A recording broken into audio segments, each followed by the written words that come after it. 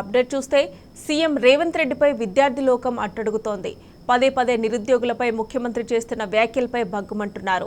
ఓవైపు డిమాండ్ల సాధన కోసం ఉద్యోగార్థులు ఆందోళన చేస్తుంటే మరోవైపు దానికి ఆజ్యం పోస్తూ తాజాగా మరోసారి సీఎం రేవంత్ నిరుద్యోగులను అవమానపరిచారు.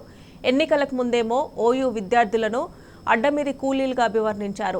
మొన్నేమో తలకు మాసినోళ్లే అని ఆందోళన చేస్తున్నారని మండిపడ్డారు. తాజాగా జేఎన్టీయూ వేదికగా నిరుద్యోగుల దీక్షను అపహాస్యం చేస్తూ మాట్లాడారు సీఎం రేవంత్ రెడ్డి. దీక్షలు చేస్తున్న వారెవరూ పరీక్షలు రాయడం లేదని చులకనగా మాట్లాడారు. ఏ ఉద్యోగానికి పోటీ పడనోళ్లు దీక్షలు చేస్తున్నారని, నిరసన తెలిపేటోళ్లంతా అభ్యర్థులు కాదన్నారు.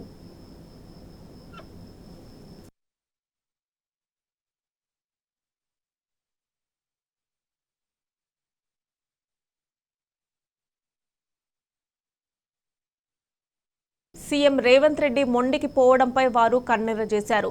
నిరుద్యోగుల మెరుపు ధర్నాతో హైదరాబాద్ అట్టుడికింది. ముఖ్యమంత్రి నిర్ణయం ప్రకటించిన గంటల వ్యవధిలోనే నిరుద్యోగులు పెద్ద ఎత్తున ఆందోళనకు దిగారు. అశోక్ నగర్, దిల్సుఖ్ నగర్, ఎల్బీ నగర్తో పాటు ఇతర అనేక చోట్ల వేలాది మంది ఉద్యోగార్థులు రోడ్లపైకి వచ్చారు. చిక్కట్పల్లి సిటీ సెంట్రల్ లైబ్రరీ నుంచి అశోక్ నగర్ చౌరస్తా వరకు ర్యాలీ తీశారు.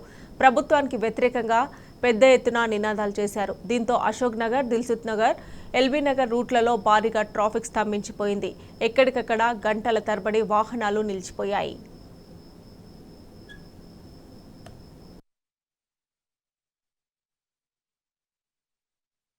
నిరుద్యోగుల ఆందోళనపై మాజీ మంత్రి ఎమ్మెల్యే హరీష్ రావు స్పందించారు. ప్రభుత్వం భేషజాలకు పోకుండా చర్చలకు పిలిచి వారి డిమాండ్లను అర్థం చేసుకునే ప్రయత్నం చేయాలని విజ్ఞప్తి చేశారు. అటు సీఎం రేవంత్ రెడ్డి పచ్చి అబద్ధాలు చెప్తున్నారని, నిరుద్యోగులను కించపరుస్తున్నారని బీఆర్ఎస్ నేత క్రిషాంక్ మండిపడ్డారు.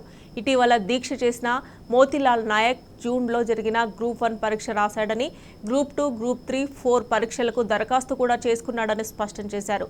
దీనికి సోషల్ మీడియాలో పెట్టిన హాల్ టికెట్లే ప్రత్యక్ష సాక్ష్యాలంటూ క్రిషాంక్ ఎక్స్లో పోస్ట్ చేశారు.